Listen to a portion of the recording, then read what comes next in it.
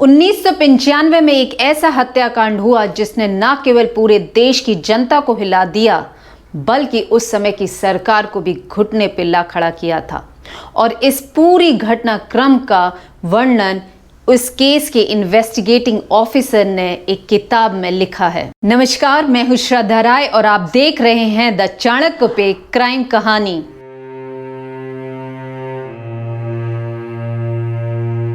2 जुलाई 1995 भारत की राजधानी दिल्ली और रात के 11 बजे कांस्टेबल अब्दुल कुंजू और होमगार्ड चंद्रपाल दोनों पेट्रोलिंग कर रहे थे। गलती से वो अपना वायरलेस चौकी पर ही छोड़ आए थे। पेट्रोलिंग करते वक्त उनकी नज़र पड़ती है बगिया रेस्टोरेंट पे, जहां से धुआं और आग की लपटें बाहर निकल रही थी। जैसे ही वो रेस्टोरेंट के नज़दीक पहुंचते हैं तो उनका सामना सुशील शर्मा से होता है। सुशील शर्मा बगिया रेस्टोरेंट के ओनर, कांग्रेस के लीडर और एमएलए। कांस्टेबल कुंजू और सुशील शर्मा की जब बातचीत होती है और उसके बाद जो भी घटनाक्रम हुए, आइए हम सुनते हैं कांस्टेबल कुंजू के शब्दों में। मैं पेट्रोलिंग करते हुए आया तो उस होटल का बगिया नाम का रेस्टोरेंट थे, उसमें से आग का लपटे दिखाई दिया था। मैं उसी टाइम दौड़ के गेट पर पहुंचा। ये सुशील शर्मा ये कनात लगा के गेट पर खड़े थे ताकि अंदर जाने नहीं दे रहा था। वो कह रहे थे कुछ नहीं है, आप चले जाओ, हम पार्टी का बैनर वगैरह जला रहे हैं और कुछ नहीं है। लेकिन मैं वहां से वापस तो मुड़ गया, लेकिन मुझे मन में कुछ डाउट सा लगा, कुछ ना कुछ गड़बड़ है। तो मैं पीछे साइड से, होटल का बैक साइड से जो दीवार है, करीब 8-8.5 फुट का दीवार है, वो दीवार फांद के मैं अंदर गया तो जो दूसरा जो अक्यूज्ड है, जो केशव कुमार है, वो आग को तेज कर रहा था, कोई बल्ली से उलट पुलट कर रहा था। उससे भी मैंने पूछा, भाई साहब आप आग बुझाने की वजह आप तेज क्यों कर रहे हो? तो उन्होंने भी ये जवाब दिया कि हम पार्टी का बैनर वगैरह जला रहे हैं, कुछ नहीं है। इतने में मेरा नजर पड़ा उस लाश के ऊपर जिसका आंतड़ी बाहर निकलते हुए दिखाई दिया। तो मुझे डाउट होने पर मैंने केशव से पूछा, भाई साहब ये क्या है? तो केशव ने बोला ये बकरा बूंद रहा है। लेकिन मैं जो अंदड़ी देखा वो बकरा का अंदड़ी से डिफरेंस थे। तो मैं तसल्ली से जाके, वो तंदूर काफी बड़े थे, उस तंदूर के पास जाकर देखा, बल्ली से उसको थोड़ा हटा के देखा तो वो एक लेडी की लाश थे जिसका हाथ पैर सब जल चुके थे। केशव कुमार बगिया रेस्टोरेंट का मैनेजर और सुशील शर्मा का एक वफादार एम्प्लॉय। पुलिस केशव को गिरफ्तार कर लेती है, पर सुशील उस समय भागने में कामयाब हो जाता है।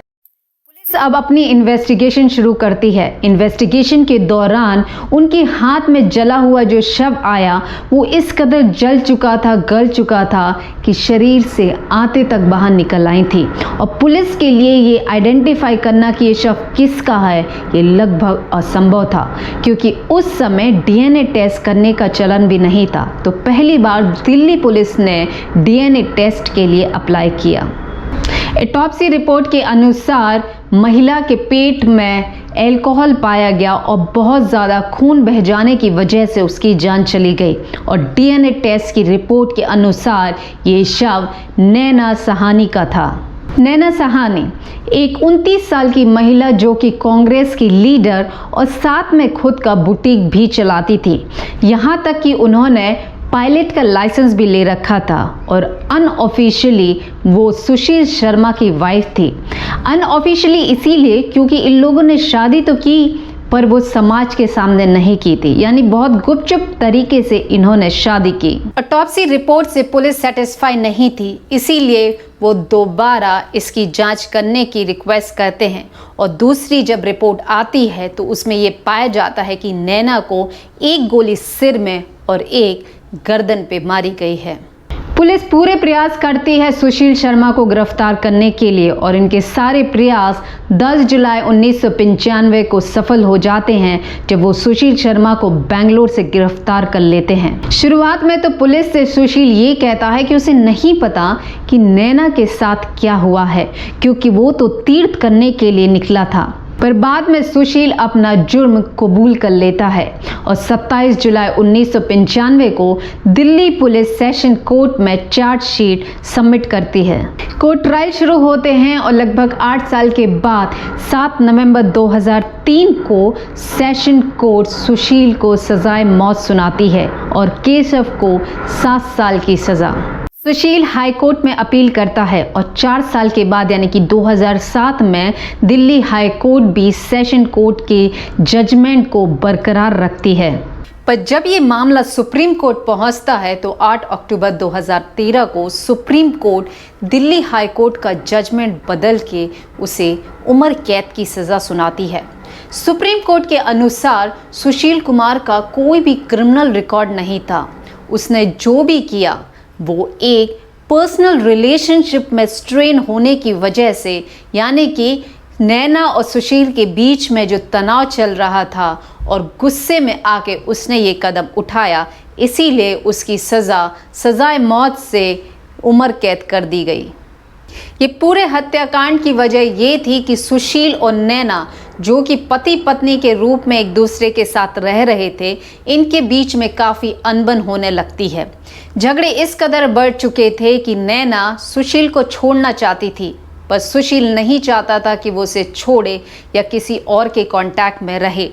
नैना ने डिसीजन इस लेवल पे ले चुकी थी कि वो ऑस्ट्रेलिया जाने की तैयारी में लगी थी। 2 जुलाई 1995 का दिन आता है रात के 8 बजे, जब सुशील अपने घर पहुंचता है। जैसे ही वो अपने घर पहुंचता है तो वो देखता है कि नैना एक हाथ में दारू का ग्लास लिए हुए है और फ़ोन पे किसी से बात कर रही है। जैसे ही नैना सुशील को देखती है वो फ़ोन रख देती है। जब सुशील नैना से ये पूछता है कि वो किससे बात कर रही थी, तो नैना कहती है कि वो अपनी माँ से बात कर रही थी। इतना कहने के बाद नैना ग्लास में पानी लेने के लिए चली जाती है। क्योंकि उस समय मोबाइल का चलन नहीं था, नैना लैंडलाइन पे बात कर रही थी। जैसे ही नैना एक ग्लास पानी लेने के लिए किचन में जाती है, सुशील झट से लैंडलाइन का आर यानी कि रीडायल बटन को दबाता है और सामने से नैना की माँ की आवाज़ नहीं बल्कि मतलूब करीम की आवाज़ सुनाई देती है। मतलूब करीम नैना का बचपन का दोस्त और उसका एक्स बॉयफ्रेंड और कांग्रेस में नैना का कोवर्कर। मतलूब की आवाज़ सुनते ही सुशील का गुस्सा 7वें आसमान पे पहुंच जाता है, क्योंकि उन दोनों के बीच में यानी कि झगड़े की वजह ही यही कारण था, क्योंकि कहीं ना कहीं सुशील को ये लगता था कि नैना का अफेयर उसके एक्स बॉयफ्रेंड से चल रहा है और लगातार इनके बीच में इतने झगड़े हो चुके थे कि अब सुशील के बर्दाश्त के बाहर हो गया और वो अपनी लाइसेंस वाली बंदूक लेके आता है और नैना पर 3-4 गोलियां चला देता है, जिससे नैना वहीं पे ढेर हो जाती है और खून के भरे शव को अब सुशील एक कपड़े में लपेटकर फिर उसके ऊपर पॉलीथीन चढ़ाता है और 2 मंजिल से नीचे खींचते हुए खचोड़ते हुए अपनी मारुति कार की डिग्गी में रखता है। सुशील अब नैना के शरीर को ठिकाने लगाने के लिए यमुना नदी की तरफ बढ़ता है, पर रास्ते में काफ़ी भीड़ मिलती है, इसीलिए वो अपना प्लान बदल के अपने रेस्टोरेंट यानी कि बगिया रेस्टोरेंट में पहुंच जाता है और वहां के मैनेजर केशव कुमार को ये सारा घटनाक्रम बताता है। केशव सुशील की मदद करने के लिए तैयार हो जाता है, क्योंकि वो एक वफादार एम्प्लॉय था। केशव रेस्टोरेंट में बैठे सभी कस्टमर से कहता है कि कुछ इमरजेंसी है, उन्हें रेस्टोरेंट बंद करना है, इसीलिए आप लोग अपना अपना खाना खा के जल्दी निकल जाइए। सारे कस्टमर अपना खाना खा के वहाँ से चले जाते हैं। केशव सारे स्टाफ को भी छुट्टी दे देता है। इसके बाद ये दोनों मारुति की डिग्गी से नैना के शव को बाहर निकालते हैं और रेस्टोरेंट के तंदूर के ऊपर रख के नैना को जला देते हैं। जब ये मामला पब्लिक तक पहुंचा तो लोगों ने लगभग 1 साल तक तंदूर का खाना खाना बंद कर दिया था और लगभग 23 साल के बाद सुशील के अच्छे आचरण की वजह से और उसकी उम्र लगभग 60 वर्ष होने जा रही थी और पहले भी उसका कोई क्रिमिनल रिकॉर्ड नहीं था, कोर्ट उसे रिहा कर देती है। 23 साल की सज़ा काटने के बाद जब सुशील जेल से बाहर निकले तो वो एक रिलेशनशिप काउंसलर बन गए। वो लोगों की मदद करते हैं कि लोग अपने पर्सनल रिलेशन को कैसे अच्छे रख सकते हैं।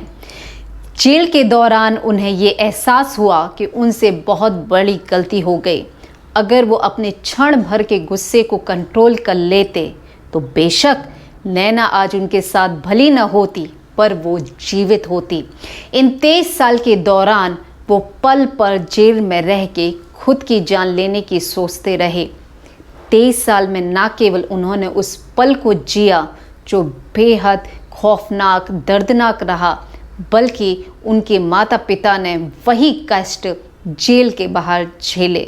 क्षण भर के गुस्से की वजह से सुशील के 23 साल बर्बाद हो गए। जब आपको गुस्सा आता है और उसके परिणाम क्या निकलता है, कमेंट करके हमें ज़रूर बताइएगा। नमस्कार।